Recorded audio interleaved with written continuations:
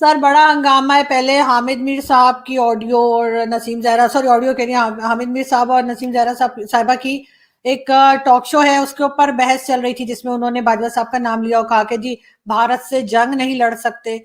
वैसे तो लड़ना क्यों चाह रहे हैं ये भी मुझे समझ नहीं आई, लेकिन उस क्योंकि भारत सर कुछ और कामों में लगा है इस वक्त, जंग वंग का कहाँ उनका मूड है। दूसरी तरफ जो है वो एक ऑडियो लीक निकली है और वो भी यही कहा जा रहा है कि जो चीफ जस्टिस साहब हैं उनकी मदर इन लॉ की है और वो भी मार्शल लॉ की बात की जा रही है। और बहुत से लोग ये भी कह रहे हैं कि शायद मार्शल लॉ लगने भी जा रहा है, जो कि बड़ी खतरनाक बात है, क्योंकि अगर ऐसा होता है तो पहली बात तो ये कि पैसा नहीं तो फौज क्यों आएगी, लेकिन अगर आती है तो सबसे पहले मीडिया ही कंट्रोल करता है। अब सारी बातें खुल के सामने आ चुकी हैं।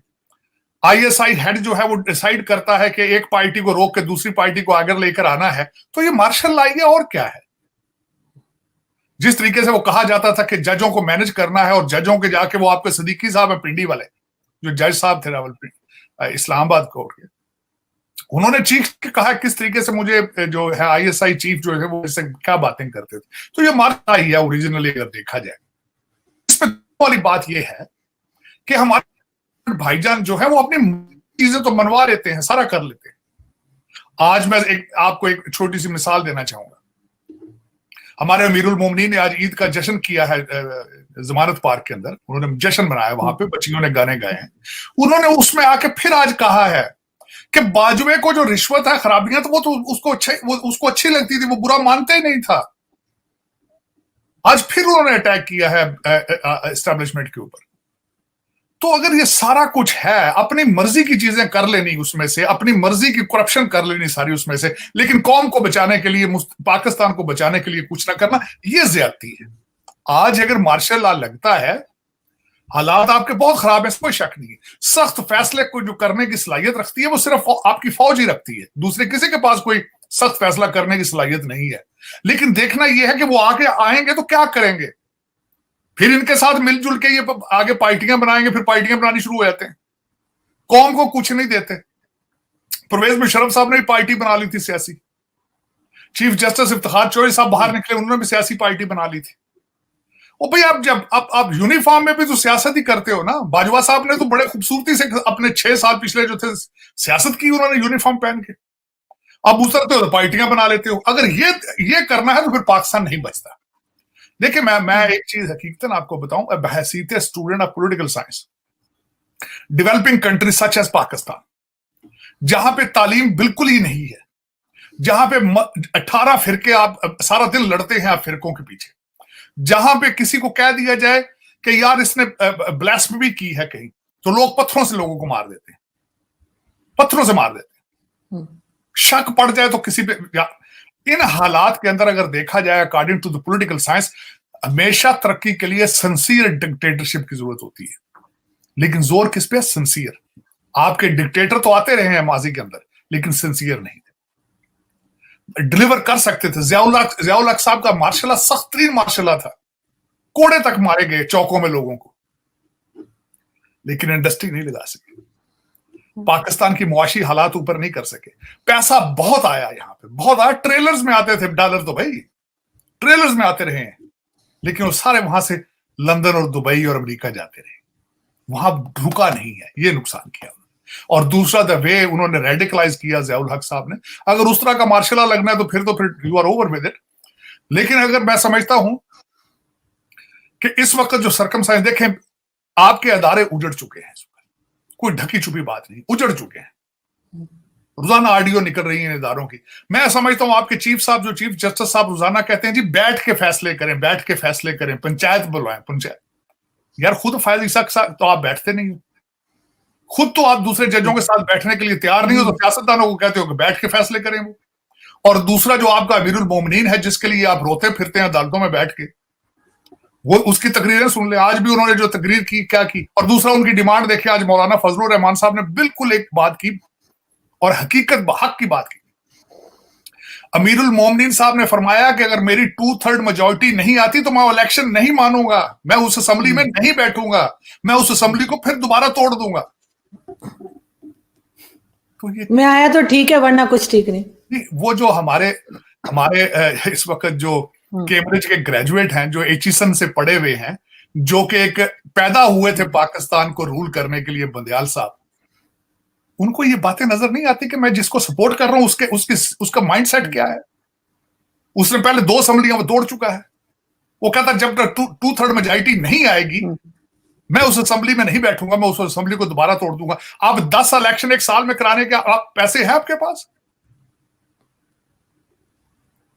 और दूसरा मैं देखे एक इस वक्त अगर मार्शल को लगाता है वो फौरन ECL लिस्ट नहीं बनाएगा।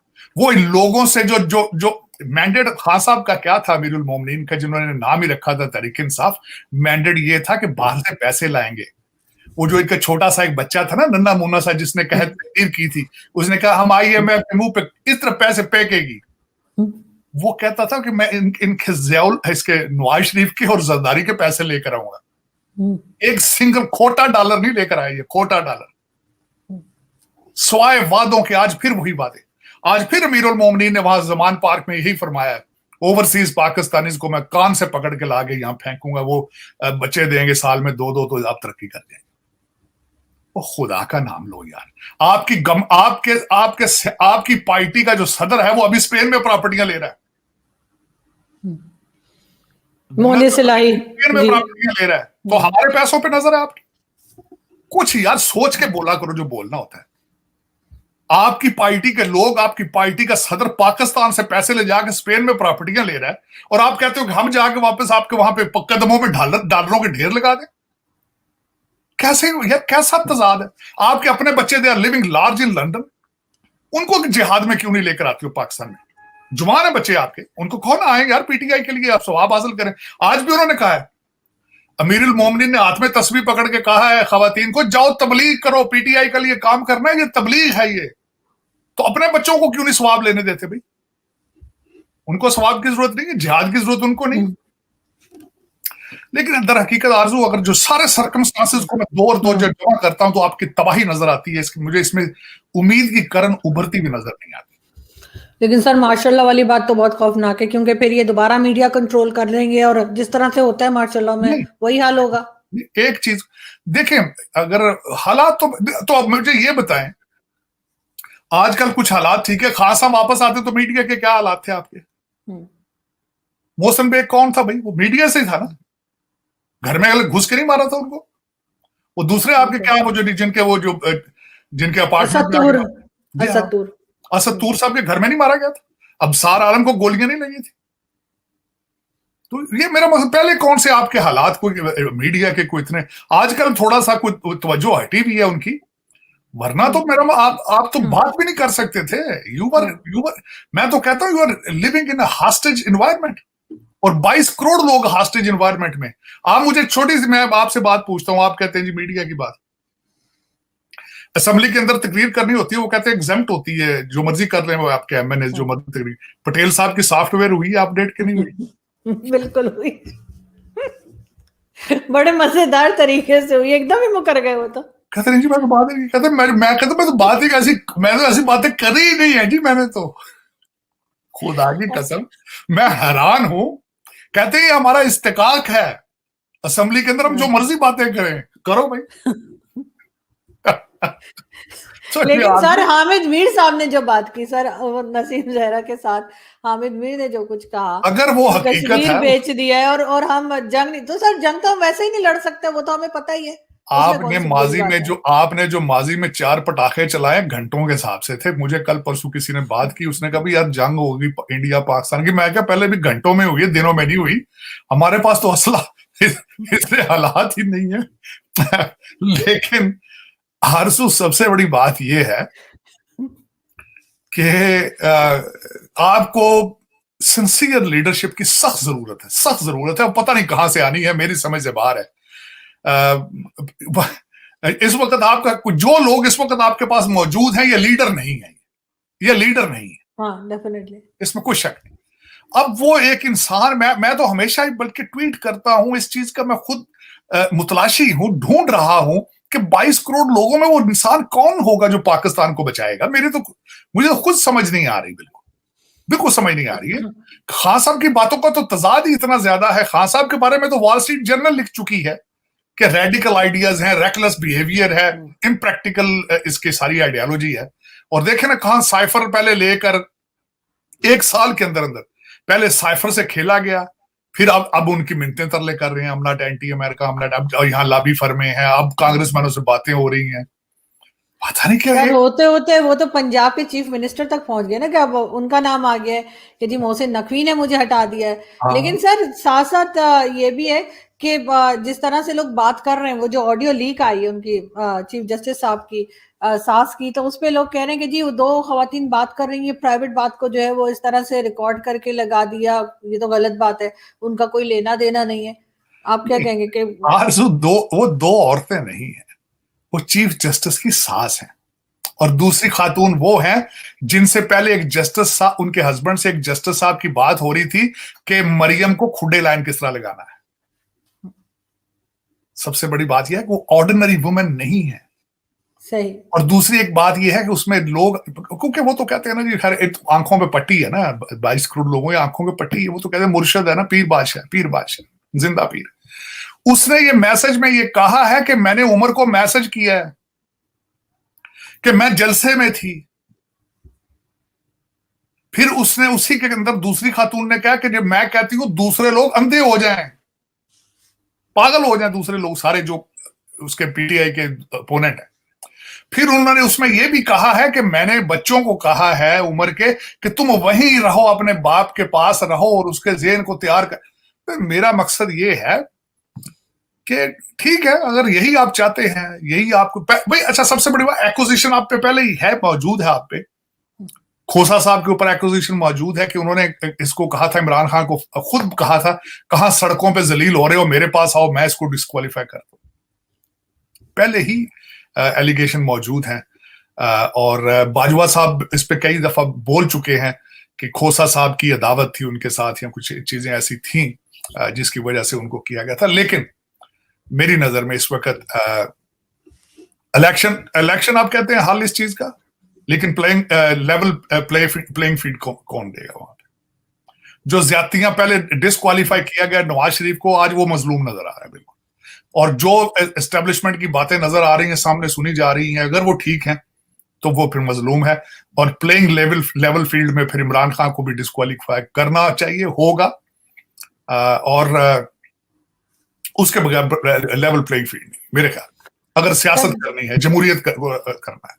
और वरना जिस तरह ये जमहूरियत जिस तरह माजी में आपकी रही है टूटी फूटी, लोग वोट देते किसी को तो जाते कहीं थे। मैं एक और बात बताना चाहूंगा, मेरे एक बहुत अजीज दोस्त थे, वो इलेक्शन की पिटीशंस में काफी मशहूर वकील थे, उन्होंने बहुत ज्यादा केसेस की, और वो हमें कई दफा उन्होंने मुझे ये बताया, उन्होंने कहा मैं जब थैले खुलवाता था तो वहां वोटों की बजाय अखबारें थैलों में होती थी।